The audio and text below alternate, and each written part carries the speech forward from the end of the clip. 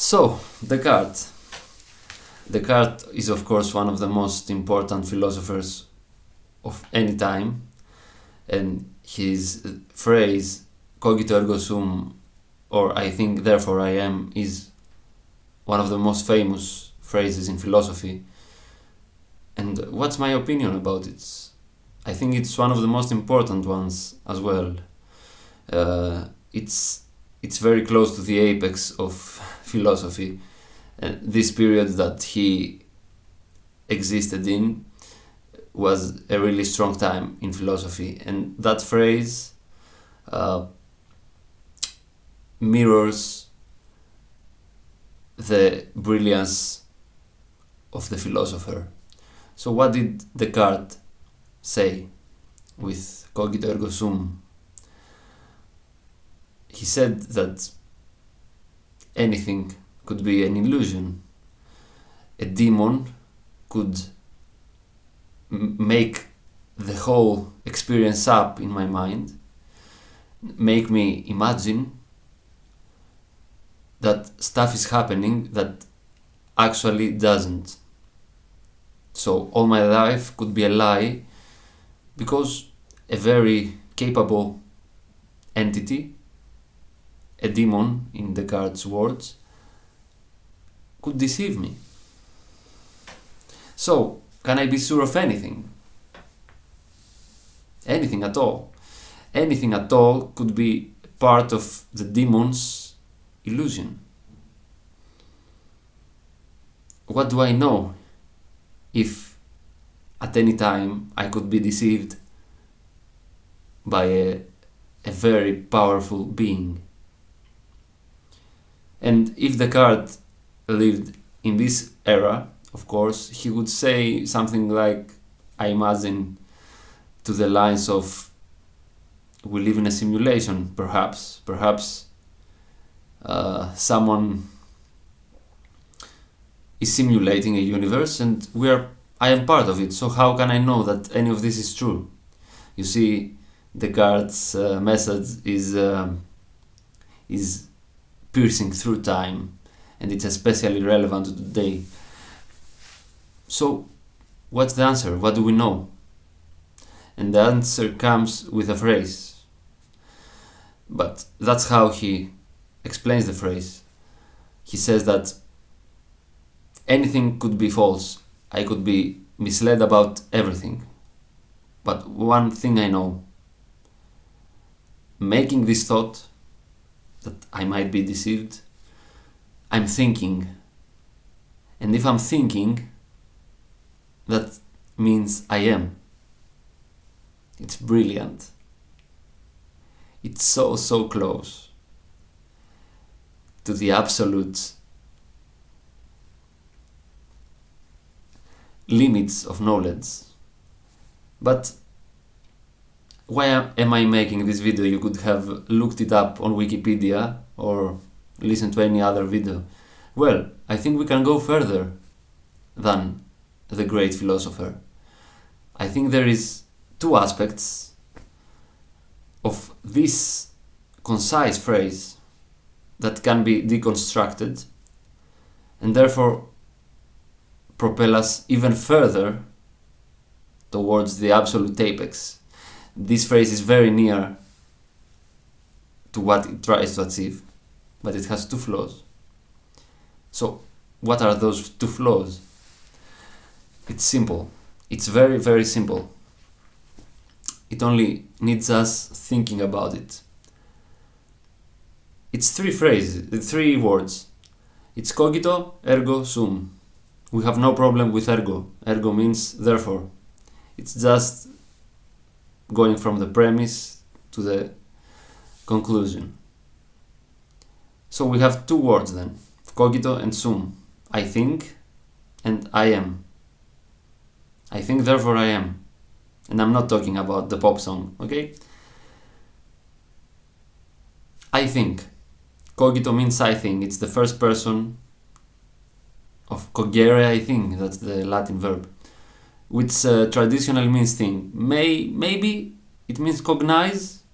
I haven't done that research. But if it means thinking, then we have to think in order to know that we are. But if we have any other experience, let's say we didn't think about anything at all, but we had a pain on our foot, wouldn't we know that we are? Well, we wouldn't know in the sense that we could articulate it in our mind, but there would be something there. So it's a tautology almost, that if there were pain in my foot, then knowing about that pain means that I exist.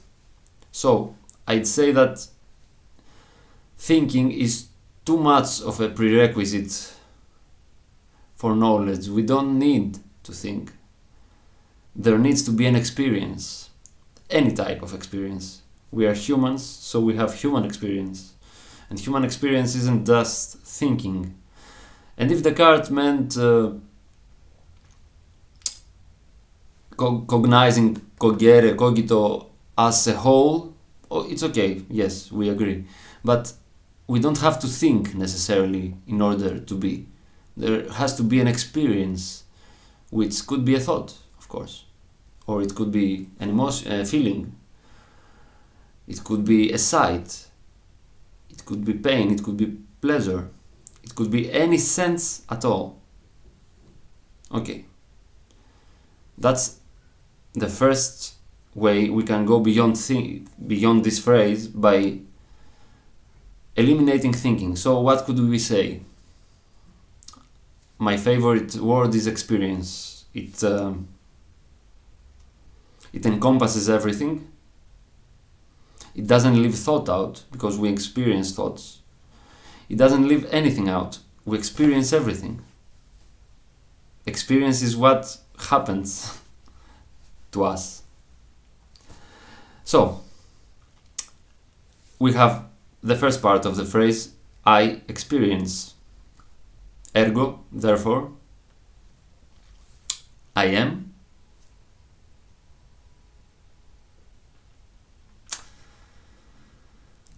What does it mean to be? Who that I is. So the demon has deceived us totally. So we don't know what we are. But we know we are. Or do we? Do we? Do we know that we are? What is that we? So, Descartes' phrase has two assumptions. Cogito is one. I have to think. No, we don't have to think. Experience is enough. The second assumption isn't existence. It's that word I. It's the first person nature of that word. It immediately predisposes us to a personal existence, to an existence of an autonomous, separate individual in control. I is a very strong word to use when we're talking about the limits of knowledge. It's too much presupposition. Of course, it's Descartes, it's the 1700s. It's so old, it's amazing that it was even uttered. So too much presupposition. We don't know even that we are, in the sense of someone that experiences. I think, I experience. So even if the demon fully tricks you, you are still certain that you are something that perceives, that experiences, that is. We don't have that luxury when we are talking about what we definitely know. We don't know what that I is in I experience, therefore I am, I think, therefore I am. That I is a joker word, it's a wild card. It's a loan. We have taken a metaphysical loan or a linguistic loan to use that I without even knowing what I means. We don't know what I means. Remember, the demon is all powerful, so he could deceive us that we are something that we might not be. It could deceive us that we are a concrete entity, when in fact all we experience could be just that, an experience. The only thing we can surmise from our experience is that there is something. If we suppose that a powerful demon, could deceive us for everything else. So we've been from I think, therefore I am, to I experience, therefore I am. We have to toss out this I. That's the most difficult part. Even spiritual teachers can't set aside that. Never mind academic philosophers. We can't afford I when a demon is deceiving us. So what do we truly know? A demon could deceive us about everything in our life. He deceives us about thinking even, so there is experience. And how do we know that we are? Well, we don't know that we are. We know that something is. It may be something that is not, something that experiences. All we know is that there is something to experience. Even something to experience presupposes a subject. So there is experience. How would I call that?